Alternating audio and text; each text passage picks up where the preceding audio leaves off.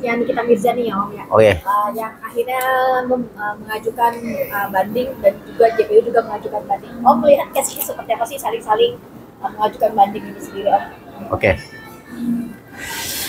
Jadi banding itu hak terdakwa dan penuntut umum, ya.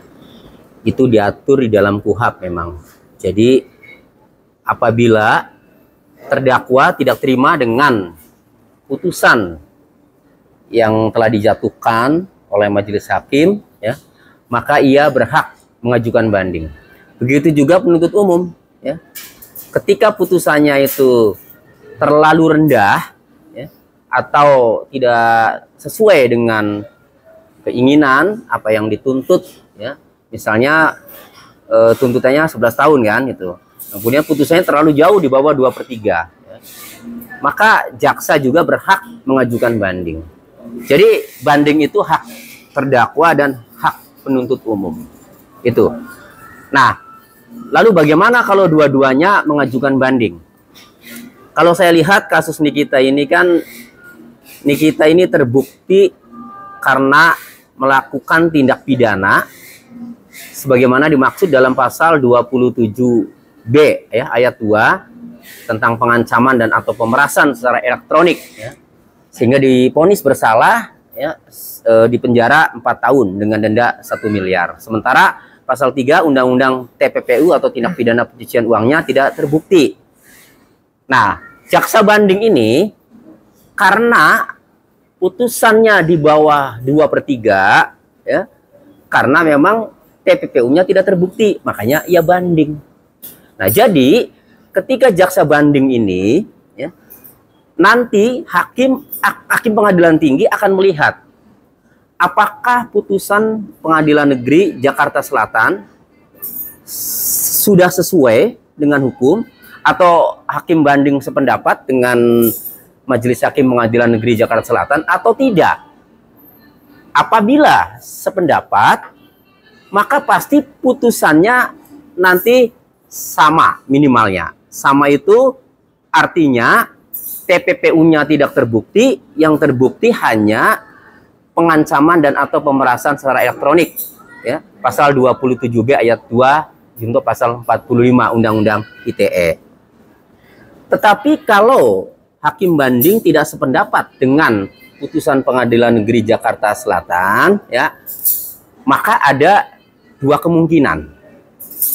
Kalau tidak sependapat, ya, kemungkinan pertama, ya, bisa berkurang atau dibebaskan Nikita, atau kemungkinan yang kedua TPPU-nya jadi terbukti malah bisa berat Nikita Mirzani nanti putusan bandingnya kalau TPPU-nya terbukti. Seberapa berat seandainya TPPU-nya di pengadilan tinggi atau di tingkat banding ini terbukti? Ancaman pasal 3 Undang-Undang TPPU ini itu ancamannya paling lama 20 tahun.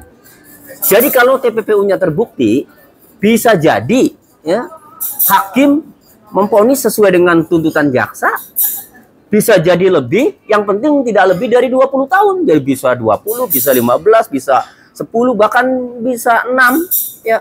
Itu yang jelas kalau TPP-nya terbukti pasti lebih dari 4 tahun. Berarti malah lebih berat kalau TPPU-nya terbukti. Nah, kemudian bandingnya Nikita.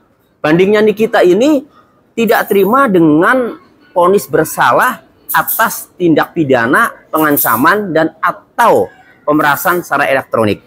Jadi tidak terima karena terbukti melakukan pengancaman dan pemerasan. Karena kalau TPPU, ya, sudah tidak terbukti, berarti kan tidak mempersoalkan Nikita. Yang Nikita persoalkan adalah kok terbukti pengancaman dan pemerasannya.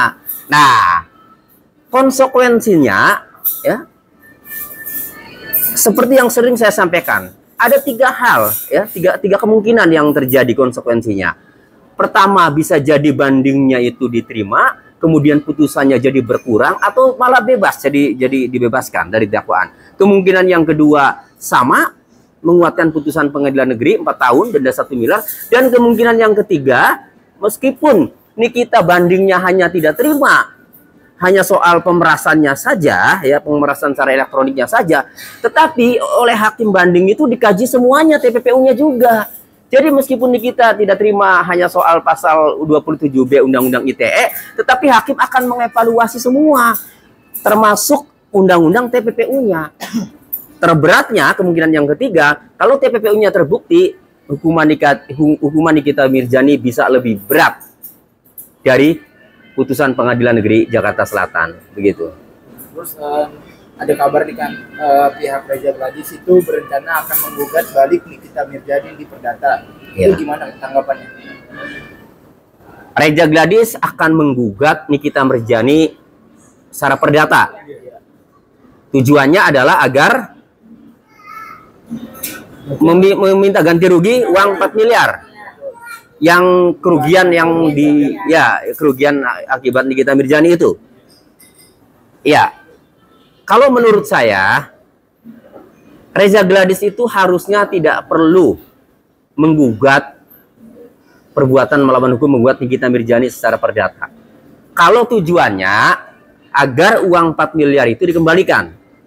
Karena di dalam putusan pidana ya pada 28 Oktober kemarin, uang yang disita dari developer ya Parama Wisesa itu sebesar 3,4 miliar, itu putusannya dikembalikan kepada saksi Reza Gladys.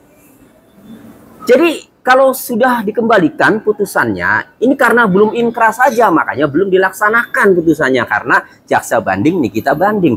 Tetapi nanti kalau sudah inkrah, uang itu bisa diambil, diserahkan kepada Reza Gladys. 3,4 miliar, paling kurang 600 juta, kan itu. Nah, kurang 600 juta itu mungkin bisa saja karena tidak bisa ditemukan alirannya sehingga tidak disita.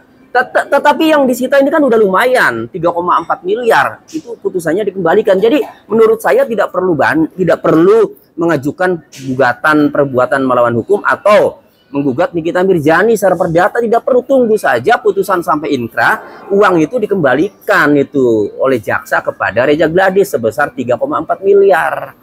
Itu jadi menurut saya nggak perlulah Reza Gladys menggugat karena sudah jelas putusan pidananya, uangnya itu dikembalikan kepada Reza Gladys sebesar 3,4 miliar. Ini terlalu terburu-buru, artinya mengeluarkan statement ingin menggugat balik NM terkait perdata itu. Ya sebenarnya sih hak Reza Gladys untuk menggugat balik NM. Cuma kalau tujuannya menggugat 4 miliar kan gitu, kan sudah ada, kecuali sisanya ya sebesar 600 juta. Karena 3,4 miliar itu dalam putusan itu dikembalikan kepada Reza Gladys. Ya, nah berarti kalau kerugiannya tadinya 4 miliar, berarti kan kurang 600 juta. Nah, kalau mau menggugat paling 600 juta tuh kalau mau menggugat. Karena kalau 4 miliar itu ya putusannya sudah dikembalikan, hanya tinggal menunggu inkrah saja. Itu. Bicara soal banding ini sendiri, seberapa besarkah nanti Niki akankah turun atau justru naik jika dari pihak PT sendiri ini ngecek kalaupun memang sudah sesuai atau tidak sesuainya dengan putusan yang dari PN Jaksel. Oke, jadi peluangnya ya, peluang banding ya dari Nikita Mirzani, sebenarnya saya tidak bisa ya mendahului hakim banding, karena hakim banding itu dalam memutus itu pasti mempunyai pertimbangan ya tersendiri, mempunyai keyakinan tersendiri. Tetapi saya mau mengatakan begini, kalau untuk bebas, ya, kemungkinan yang pertama dari Nikita Mirzani kan ada 3 kemungkinan. Kemungkinan pertama bisa berkurang atau bebas, kemungkinan yang kedua bisa sama, kemungkinan yang ketiga bisa lebih berat. Nah, kemungkinan yang pertama nih ya, bebas. Sepertinya menurut saya berat sekali. Nikita Mirzani di putusan banding itu bisa bebas, itu sangat berat menurut saya. Kenapa? Karena pada pembacaan putusan 28 Oktober kemarin oleh Majelis Hakim Pengadilan Negeri Jakarta Selatan diungkapkan atau dijelaskan bahwa unsur pidana pengancaman dan atau pemerasan secara elektronik itu terpenuhi Dan dijelaskan bagaimana terpenuhinya.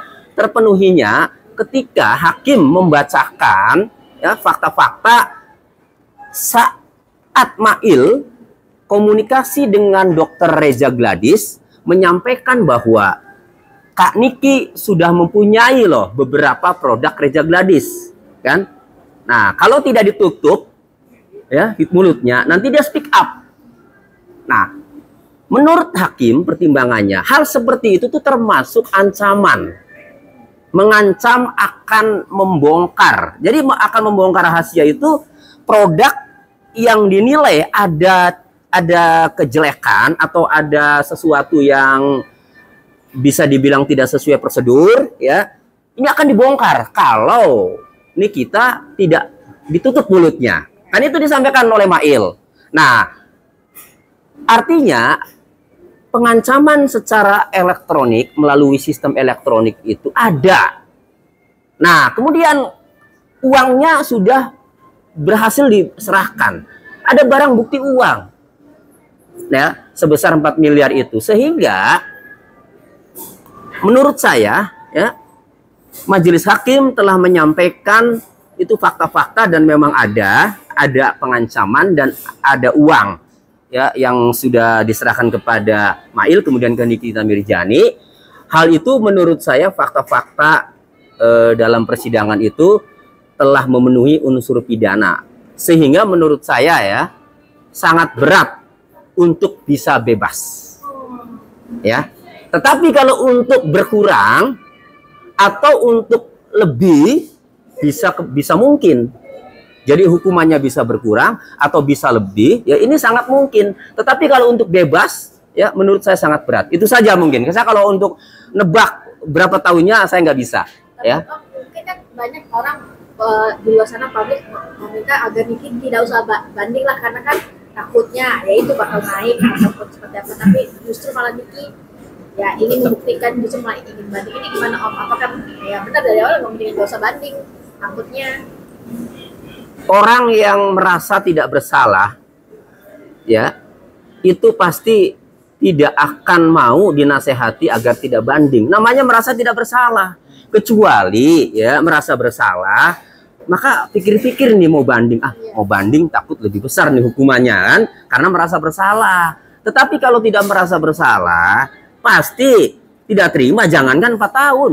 Setahun aja karena merasa bersalah pasti banding, pasti tidak terima. Nah itulah yang saya lihat, yang saya baca dari ya pernyataan Nikita dan penasihat hukumnya karena ia merasa tidak bersalah sehingga mengajukan banding dan karena diatur dalam KUHP juga itu hak terdakwa untuk banding, jadi ya boleh-boleh saja. Cuma konsekuensinya pasti kalau tidak berkurang ya, kalau tidak berkurang pasti ya akan bertambah atau lebih berat. Konsekuensinya terpahitnya bisa lebih berat. Seperti kasus Fadel. Nah, itu banding malah diperberat nambah 3 tahun dari 9 jadi 12. Itu konsekuensi daripada banding. Maka harus siap ya. Harapannya bebas ya.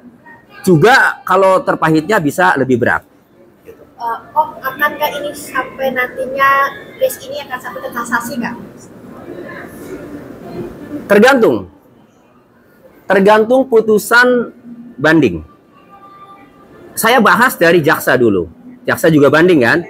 Nah, putusannya apabila putusan bandingnya masih di bawah 2/3, jaksa pasti kasasi. Karena SOP di kejaksaan begitu. Jadi tuntutan kan 11 tahun. Kalau 2/3 itu 7 tahun lebih ya. 7 tahun sampai 7,5 tahun.